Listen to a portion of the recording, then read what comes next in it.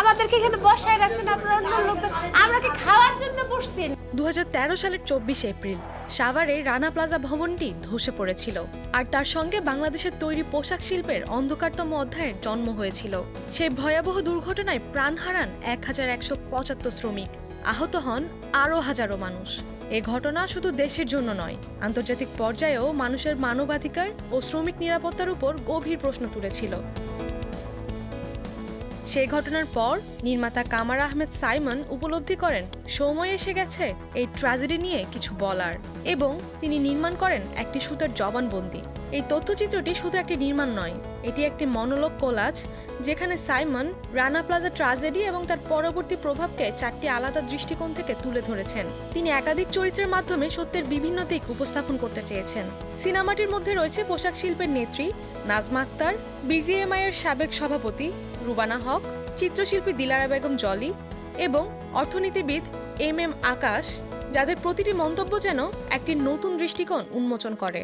ছবিটি 52 মিনিটের এক হৃদয় বিদারক যাত্রা, যেখানে নির্মাতা চেষ্টা করেছেন শুধু সংখ্যার আড়ালে থাকা মানবিক ক্ষতগুলো দেখাতে, সেই দিনগুলো ক্ষতিগ্রস্ত পরিবারগুলোর কথা, তাদের সংগ্রামের কাহিনী এবং সেই বিপুল মানবিক বিপর্যয়ের পেছনে থাকা কাঠামোগত ব্যর্থতার চিত্র উঠে এসেছে।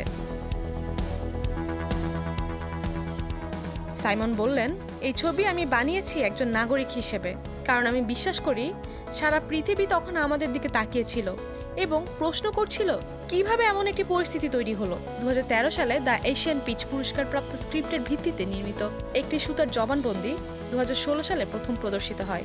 এটা শুধু ট্র্যাজেডি রিকল নয়, এটা ইতিহাসের একটা প্যারালাল রিডিং, একটা বিবেকের থ্রেড যা সেলাই করে দেয় হৃদয়ের ক্ষত। সিনেমাটি প্রযোজনা করেছেন সারা আরিফিন এবং এটি তৈরি হয়েছে আন্তর্জাতিক সহযোগিতায়। জাপানের এনএইচকে, কোরিয়ার কেবিএস, তাইওয়ানের পিটিএস এবং সিঙ্গাপুরের মিডিয়া কর্পের সহ-প্রযোজনায়। 24 এপ্রিল এটি মুক্তি পেতে যাচ্ছে দেশের জনপ্রিয় ওটিটি প্ল্যাটফর্ম চরকিতে। এই সিনেমাটি দেখে আপনি হয়তো কিছু উত্তর পাবেন না, কিন্তু প্রশ্ন পাবেন যা আরও প্রয়োজনীয়। কারণ কিছু সুতা কেবল কাপড় তৈরি করে না, তারা তৈরি করে ইতিহাস, আর ইতিহাসকে ভুলে গেলে ভবিষ্যৎ সবসময় ব্যথিত হয়।